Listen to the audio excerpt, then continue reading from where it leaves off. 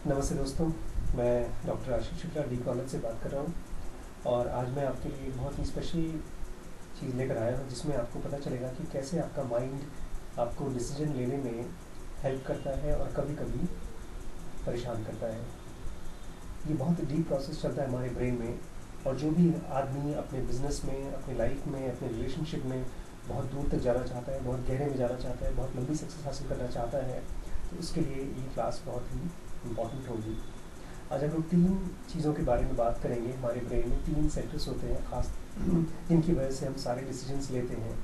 तो हम आपको तीन सेंटर्स बताएंगे और वो कैसे आपस में एक दूसरे के साथ काम करते हैं ये बताएंगे। प्लस अगर आप मेरे साथ इस वीडियो के एंड तक रहेंगे तो हम आपको ये भी बताएंगे कि इन तीनों सेंटर्स को हम कैसे अपने फ़ायदे के लिए यूज़ कर सकते हैं।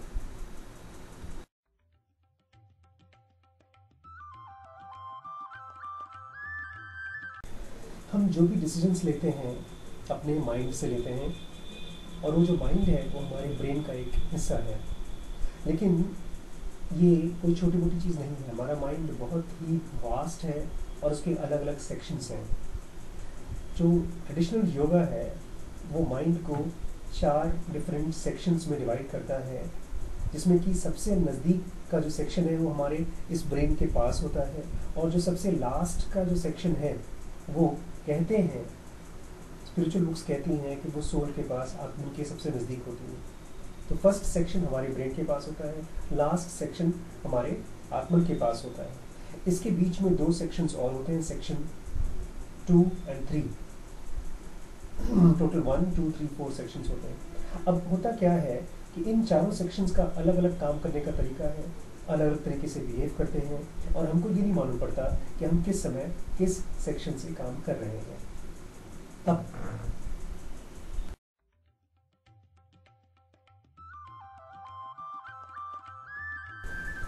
अभी हम आत्मन जो सेक्शन 4 है उसको तो हटा देंगे, बिकॉज वो अभी हमारे पास हमारे खाली नॉलेज में है, लेकिन हम उसको अपने कंट्रोल में कर नहीं सकते बिकॉज हम जानते नहीं उसके बारे में कुछ भी।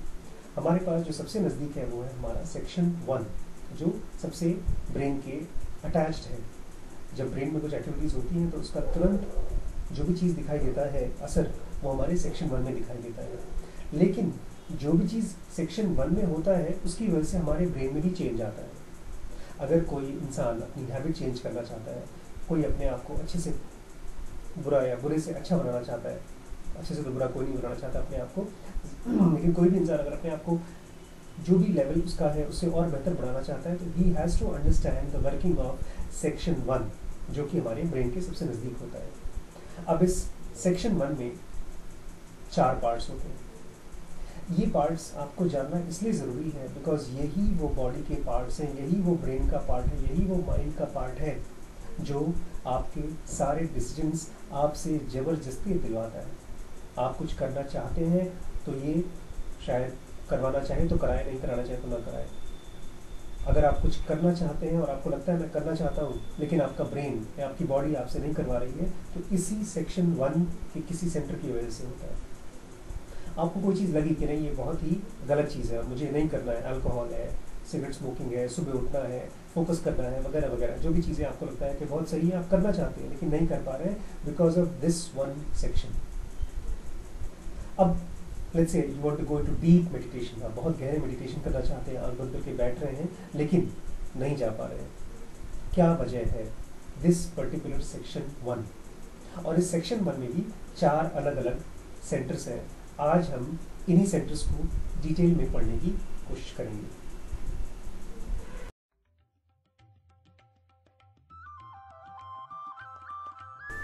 बट आपको क्वेश्चन ये ज़रूर पूछना चाहिए कि क्यों आप हमको ये 4 सेक्शंस पढ़ा रहे हैं, इसको जान करके हमारा क्या फ़ायदा होने वाला है।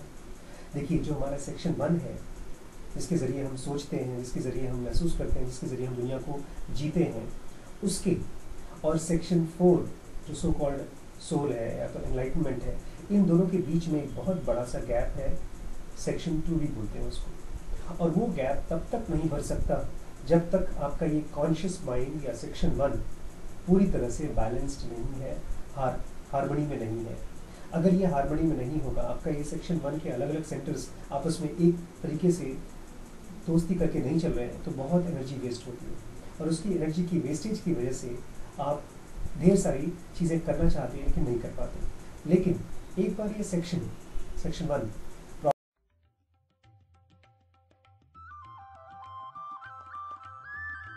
प्रॉपर्ली बैलेंस्ड हो जाता है तो आपकी एनर्जी बॉडी में इकट्ठा होना शुरू हो जाती है। जब वो इकट्ठा होती है तो जाकर के सेक्शन 2 का जो गैप है, एक खास गैप है, उसका नाम योगीज बोलते हैं सेक्शन 2B गैप है, तो नो मैन्स लैंड। और ये बड़ा टिपिकल है बिकॉज ये पर्टिकुलर गैप आपके ब्रेन में कोई और इंसान नहीं फिल कर सकता। अगर आप सोचते हैं कि आपका कोई गुरु है या कोई मास्टर है जो आपके सर पे हाथ रख देगा और इससे आपका ये गैप पूरा हो जाएगा, इट्स इम्पॉसिबल। हर इंसान को अपना ये ब्रेन का गैप खुद पूरा करना पड़ेगा, चाहे एक जन्म में करे चाहे 100 जन्म में करे, लेकिन ये गैप हमको खुद भरना पड़ेगा। इसके तरीके हैं योग, मेडिटेशन, ध्यान वगैरह वगैरह।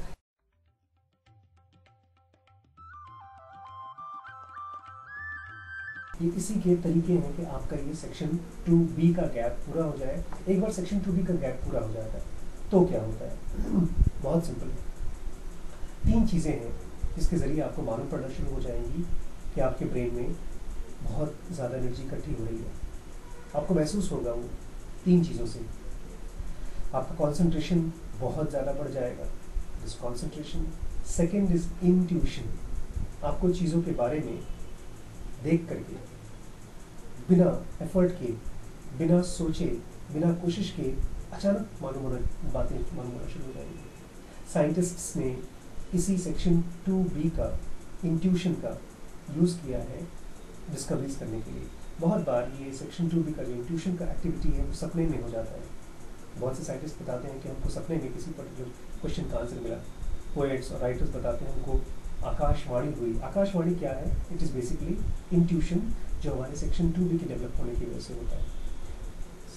कॉन्सेंट्रेशन, इंट्यूशन एंड लास्टली अगर आप इसको बहुत बहुत समय तक इकट्ठा करके अपने पास रख पाए, अपने ब्रेन में उसको संभाल के रख पाए, then you get the experience of meditation first time. तब मेडिटेशन आपको होता है, आप करते नहीं हैं, होता है। क्यों होता है? बिकॉज आपके माइंड में इतनी ज़्यादा एनर्जी इकट्ठी हो गई है कि अब वो शाइन करना शुरू होती है आसपास में। अपने आप ऑब्जर्व करना, अपने आप चीज़ों को संभालना, ठीक करना, भविष्य को देखना, पास्ट को देखना, ये सब एक्टिविटीज़ ब्रेन में चालू हो जाती है। बहुत लंबी यात्रा है, छोटी यात्रा नहीं है, एक आध दिन का काम नहीं है। अगर डेडिकेटेड होकर काम करें तो इस गैप को हम कम से कम 1.5 से 2 साल में भर सकते हैं। कोई जल्दी नहीं है। जो भी आदमी अपने आप को डेवलप करना चाहता है उसको सबसे पहला लेसन ये सीखना है कि कैसे मैं अपने आप को इस रास्ते पर, अपने सेल्फ डेवलपमेंट के रास्ते पर पेशेंटली एक एक कदम बढ़ाऊँ। एक और इम्पॉर्टेंट चीज़ मैं आपसे बात करना चाहता हूँ कि जब भी आप अपने लिए कोई प्रैक्टिस या कोई स्टडी कर रहे हैं, तो आपने कोई प्रैक्टिस किया है, आपने सोचा कि मैं 1 हफ्ते प्रैक्टिस करूँगा और 2 दिन प्रैक्टिस करके आपको छोड़ दिया है, तो बड़ा मायूसी होती है, उदासी होता है कि यार मुझे करना था, मैं नहीं कर पाया, and then you feel dejected and you give up. मैं क्या करता हूँ उस कंडीशन में? अगर मैं 7 डेज़ का प्रैक्टिस 2 दिन करने के बाद छोड़ देता हूँ तो मैं अपने आप से कहता हूँ कि वेरी गुड आशीष, तुमने 2 दिन किया, 5 दिन में करने का मन नहीं किया, कोई बात नहीं, फिर से चालू करो। अपने आप से टारगेट कितना भी दीजिए, लेकिन जो भी आपका बॉडी, आपकी माइंड आपको हेल्प कर सकता है उसके लिए उसको गुड ज़रूर बोलना है। जब आप फ्रस्ट्रेटेड होते हैं तो आप अपनी बॉडी और अपनी माइंड से ये कहते हैं कि तुमने कुछ नहीं किया, और आपके माइंड और बॉडी ने कम से कम 2 दिन की मेहनत तो की। उस 2 दिन की मेहनत के लिए you have to tell it good, very good. सारे स्पिरिचुअल प्रैक्टिस, सारे सेल्फ डेवलपमेंट के प्रैक्टिसेस अगर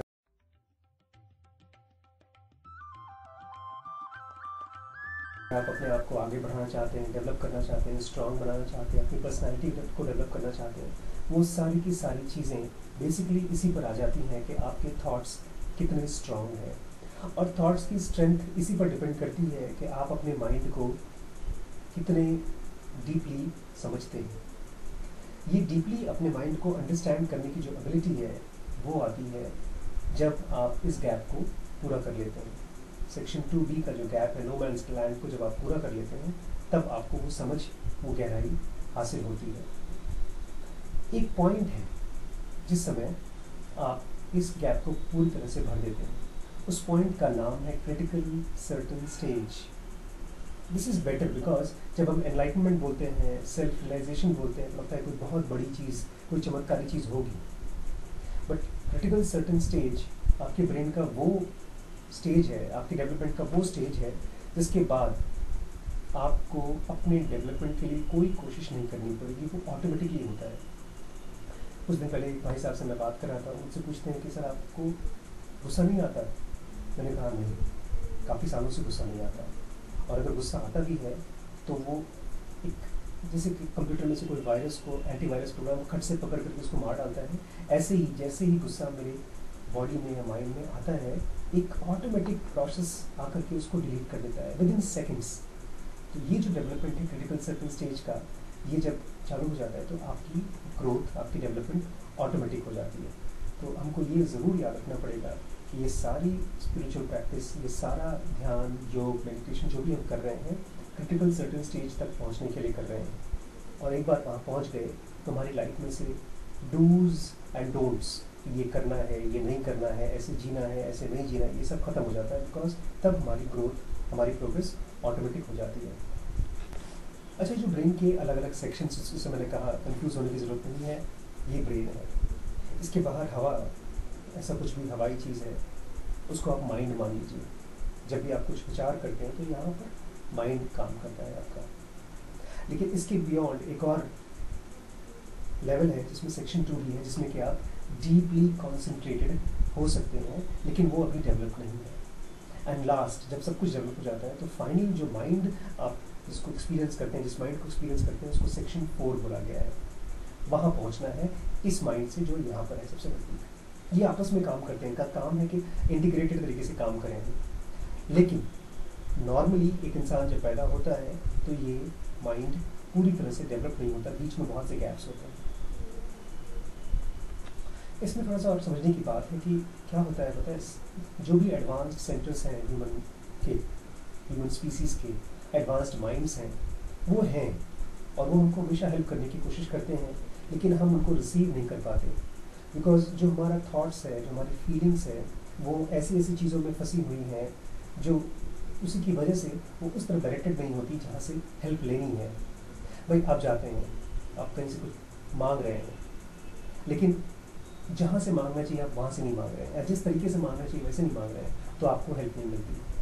हम आपको सिखाएंगे, हम आपको बताएंगे कि किस तरह से आपके अपने ब्रेन, आपका अपना थॉट, आपकी अपनी फीलिंग को रीस्ट्रक्चर करके, रीशेप करके, you can take help from minds which are much much beyond your own mind. आप उसको, ये कोई मैजिकल चीज़ नहीं है, ये स्ट्रक्चर ऑफ यूनिवर्स है। ये यूनिवर्स जो पूरे सन, मून, प्लैनेट्स सबको एक दूसरे के साथ प्रॉपर्ली मैनेज कर रही है, वो एक माइंड है। माइंड आज तक हमने जब सोचा है तो हमने आदमी का माइंड सोचा है, हमारे थॉट्स और, बट एक ब्रह्मांड को जो रूल्स एंड रेगुलेशंस, जो लॉज चला रहे हैं, वो एक माइंड है। और उससे हमको भी हेल्प हो सकती है, बशर्ते हम उस चीज़ के लिए बहुत अर्नेस्टली इंटरेस्टेड हो और हमने सारे सही इंतजाम कर रखे हैं। जैसे मैंने आपसे कहा कि आज अगर आप ये 3 सेंटर्स को डिटेल में समझ जाएं तो आपको बहुत हेल्प होगी उन हायर सेंटर से हेल्प लेने के लिए, जो कि बाहर यूनिवर्सल माइंड कह सकते हैं, कॉस्मिक माइंड कह सकते हैं उनसे आप।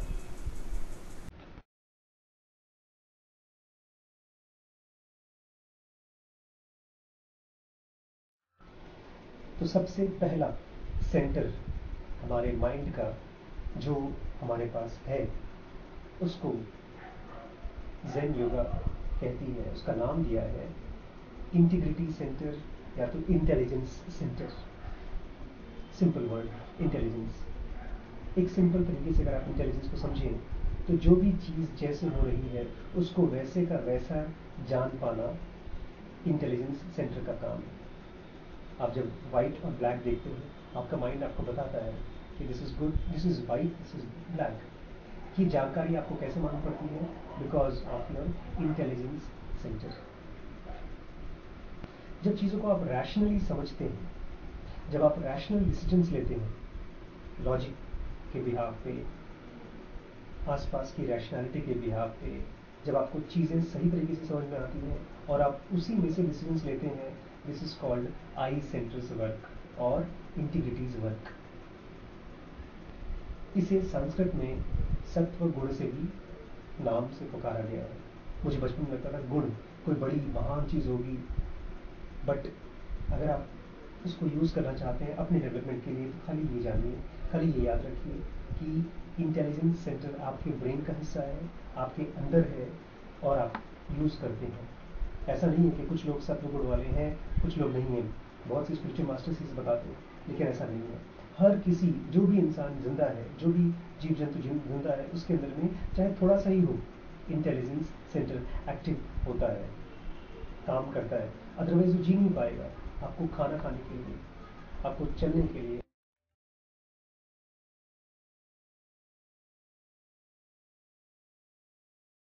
आपको सोचने के लिए यूज करना होता है अपना इंटेलिजेंस। ये ऐसा नहीं कि हवा में है, हमारे ब्रेन का एक खास स्पॉट है, इसको हाइपोथेटिकल स्पॉट बोल सकते हैं, जो हर चीज़ को, चाहे प्रॉब्लम हो, सिचुएशंस हो, इंसान हो, किसी भी चीज़ को जब देखता है तो अनबायस्ड होकर देखता है, उसको समझने की कोशिश करता है कि ये है क्या, इसके पीछे राज क्या है, ये कैसे चलता है एक्टिविटी। जब कृष्णमूर्ति बोलते हैं चीज़ों को ऑब्जर्व करो, he is talking about intelligence centre. आपके सामने खाना रखा गया है, जैसे भिंडी की सब्जी रखी है और पेस्ट्री रखी है, भिंडी है और बैंगन है। आपका दिमाग बताता है आपको, आपका इंटेलिजेंस सेंटर बताता है ये क्या है और ये क्या नहीं है। लेकिन अगर आप कहते हैं कि मुझे भिंडी पसंद है और बैंगन पसंद नहीं है, ये एक्टिविटी इंटेलिजेंस की नहीं है। ये एक्टिविटी निकल के आती है किसी और सेंटर से, उसका नाम है इमोटिविटी और इमोशन सेंटर। ये बहुत स्ट्रॉन्ग होता है नॉर्मल इंसान के अंदर में, इसलिए हमारे सामने जब कहीं पर कुछ समझने की बात आती है और कहीं पर कुछ फील करने की बात आती है, तो हम में से ज़्यादातर इंसान अपनी फीलिंग्स के साथ रह जाते हैं। ये भी खास हमारे ब्रेन के सेंटर, एक खास सेंटर है और इसका काम है हमारा सारा कॉन्सेंट्रेशन, हमारा सारा फोकस एक पर्टिकुलर इमोशन की तरफ कॉर्नर कर दे। चाहे वो इमोशन पॉजिटिव हो चाहे नेगेटिव हो, चाहे आप किसी को बहुत प्यार करते हो या किसी को बहुत हेट करते हो, इससे मैटर नहीं करता। But E centres work, emotion centre का काम ये होता है कि वो आपका सारा फोकस इमोशंस की तरफ घसीट के ले आएगा, एक कोने में आपको ले आएगा इमोशन में। ये बहुत गहरा होता है, बहुत उलझा हुआ सेंटर होता है।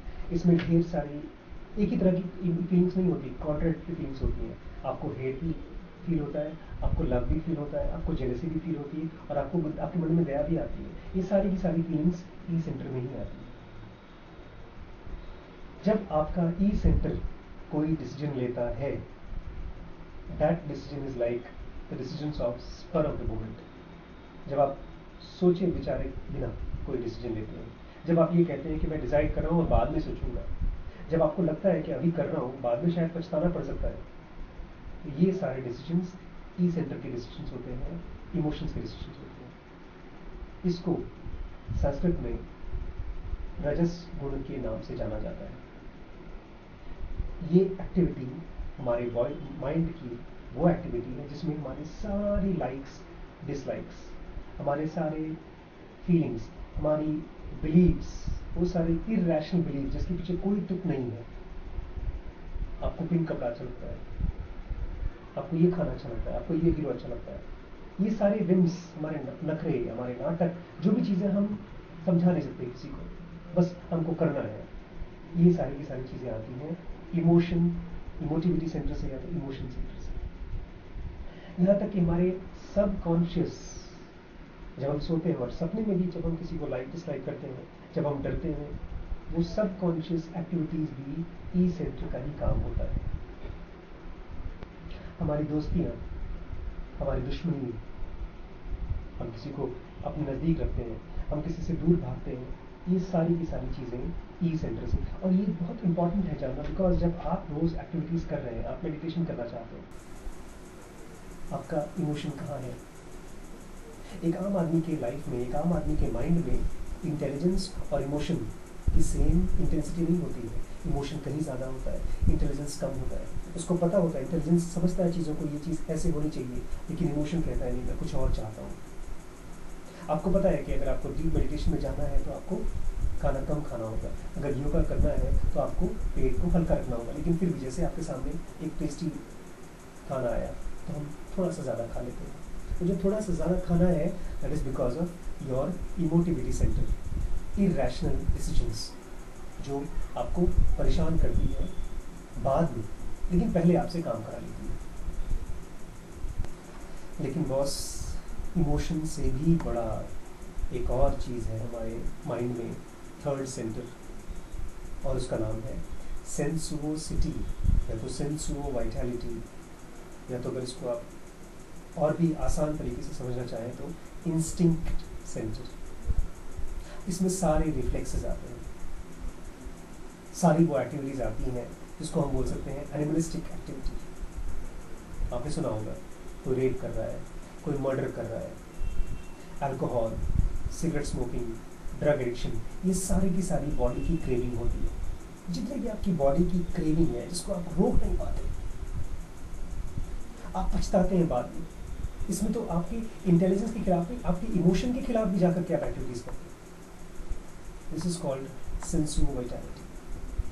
ये हमारी बॉडी का एक सबसे बड़ा और सबसे स्ट्रॉन्ग हिस्सा है। अगर आप रेशियो देखें तो इंटेलिजेंस 2 है, इमोशन 4 है, और इंस्टिंक्ट या तो सेक्स सेंटर या तो फिजिकल बॉडी इंस्टिंक्टिव सेंटर 8।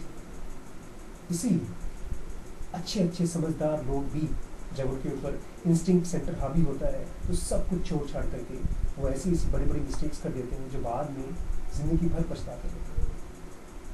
ये एक बहुत ही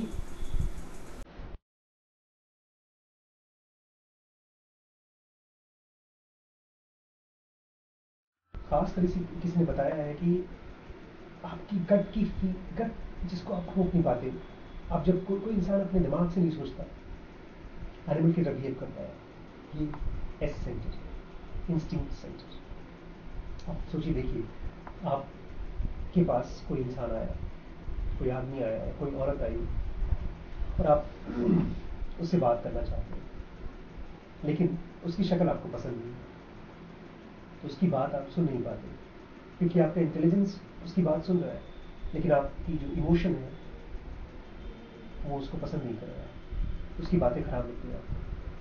हो सकता है वो कोई स्पिरिचुअल टीचर हो सकता है उसकी बात आपको बहुत दूर ले जा सके, लेकिन आप नहीं सुनना चाहते क्योंकि उसकी शक्ल पसंद नहीं आपको। एक चीज़ और ऐड कर दीजिए उसमें, लेट्स से वो कोई लड़की और आप लड़के हैं और बहुत खूबसूरत है, आप उसकी बात सुनना चाहते हैं फिर भी नहीं सुन पा रहे, because you are sexually attracted to. सो आपके पास जब कोई सामने आपसे आता है, लाइफ में सिचुएशन आती है, तो एक माइंड उसको रिसीव करने वाला नहीं होता, 3 अलग अलग माइंड्स उसको रिसीव करते हैं, 3 अलग अलग माइंड उसको मेटाबलाइज करते हैं, और 3 अलग अलग माइंड फिर डिसीजन देते हैं आपको। जब ये डिसीजन बॉडी फॉलो करती है तो वो कंफ्यूज होती है, और इसी कंफ्यूजन को हम लोग इनडिसीजन के नाम से जानते हैं। हमको पता है क्या करना चाहिए लेकिन हम कर नहीं पा रहे हैं, हमको महसूस भी होता है क्या करना चाहिए लेकिन हमको करने का इमोशन नहीं आ रहा है। इसीलिए कोई भी आदमी अगर बहुत लंबी दूरी तय करना चाहता है अपने स्पिरिचुअल ग्रोथ में या बिजनेस में या लाइफ में, किसी भी चीज़ में, उसको ये जानना पड़ेगा कि ये इमोशन, ये इंस्टिंक्ट और ये इंटेलिजेंस आपस में कैसे काम करते हैं। अगर इनको हमने आपस में इंटीग्रेट करके, जो इनकी लड़ाई की वजह से जो हमारा एनर्जी लॉस होता है, अगर वो हमने ठीक नहीं किया तो हम किसी भी लड़ाई को, किसी भी प्रोग्रेस को शुरू करने से पहले ही हार चुके हैं। बट आज के लिए मैं आपको यहीं तक छोड़ूंगा कि हमारे बॉडी में, हमारे माइंड में 3 अलग अलग सेंटर्स होते हैं और तीनों सेंटर्स आपस में लड़ाई करते रहते हैं।